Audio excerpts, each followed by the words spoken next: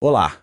Sabe, e se a salvação não for um evento único, mas sim uma jornada dupla?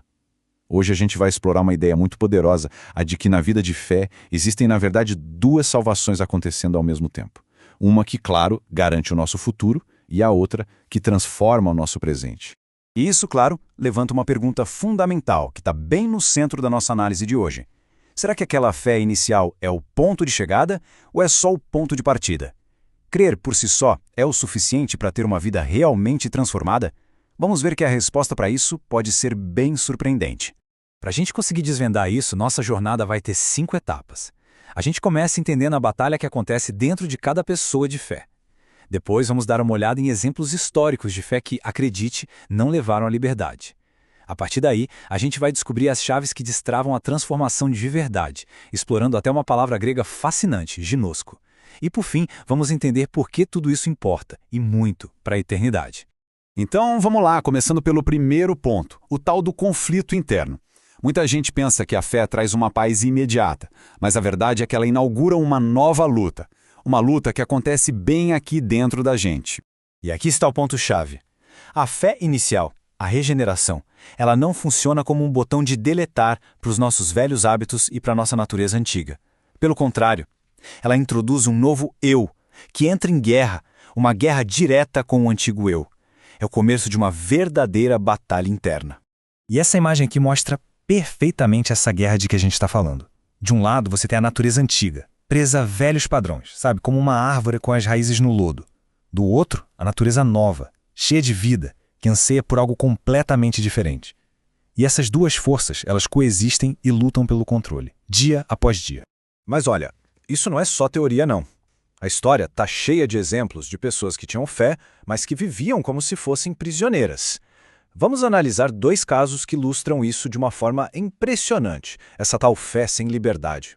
As fontes que a gente analisou destacam 2 grupos em particular, os judeus lá do capítulo 8 de João e os crentes da Galácia. Ambos tiveram um encontro genuíno com a fé, mas em algum ponto do caminho alguma coisa deu errado. Eles ficaram presos, incapazes de experimentar a liberdade que essa mesma fé prometia. O que é realmente interessante aqui é essa análise do que aconteceu em João 8. Eles deram o primeiro passo, alcançaram a fé inicial. Perfeito. Mas, quando foram confrontados com o ensinamento mais profundo, o ensinamento que desafiava a antiga estrutura deles, eles rejeitaram. E o resultado? Ficaram presos, mesmo tendo crido. É um ciclo trágico.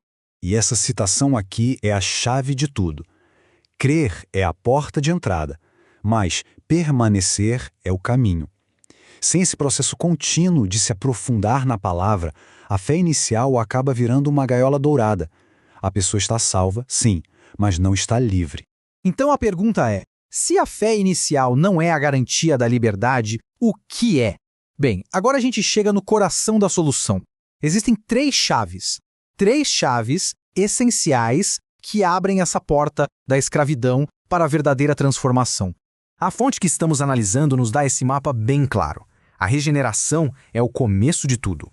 Ela nos dá uma nova vida. A cruz, por sua vez, é o evento que nos liberta do poder do passado. E a palavra? A palavra é a ferramenta que, dia após dia, vai moldando e transformando nossa mente, nossa vontade e nossas emoções.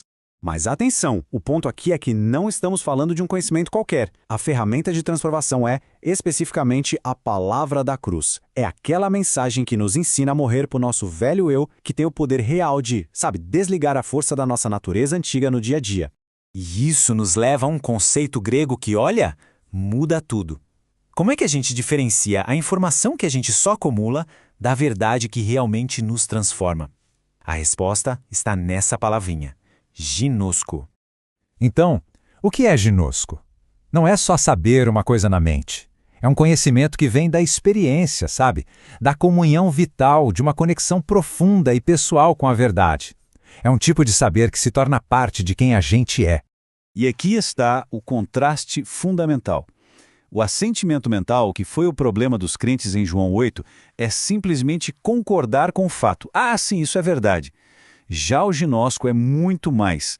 É entrar num relacionamento com essa verdade, permitir que ela mude tudo de dentro para fora.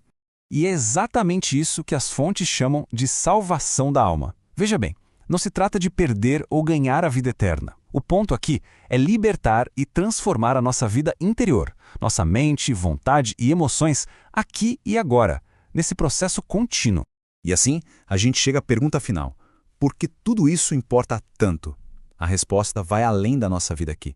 Ela toca em consequências eternas. Vamos ver o que está realmente em jogo. As consequências de ficar estagnado na fé inicial são bem sérias. A gente está falando de perder a liberdade diária do poder do pecado, de viver uma vida espiritualmente sem propósito, sem fruto e, no fim das contas, de enfrentar a perda de recompensas eternas. E é fundamental deixar isso muito, muito claro. A questão aqui não é a perda da vida eterna. Isso é garantido pela fé inicial. O que está em jogo é a recompensa, o galardão, a honra de participar do reino futuro de uma maneira plena e significativa. Então, qual é a instrução prática para tudo isso? Bem, esta passagem resume o caminho perfeitamente. Permitir que a palavra de Cristo não apenas nos visite, mas que ela habite, que ela more de forma rica e abundante dentro de nós, se tornando o centro da nossa vida. E a gente termina com essa pergunta para reflexão. Depois de tudo que a gente viu, a questão final que a fonte nos deixa é essa. A palavra, na vida de alguém, funciona como um arquivo de informações ou como o verdadeiro motor que impulsiona uma transformação diária e real? A resposta? Bem, a resposta define a jornada de cada um.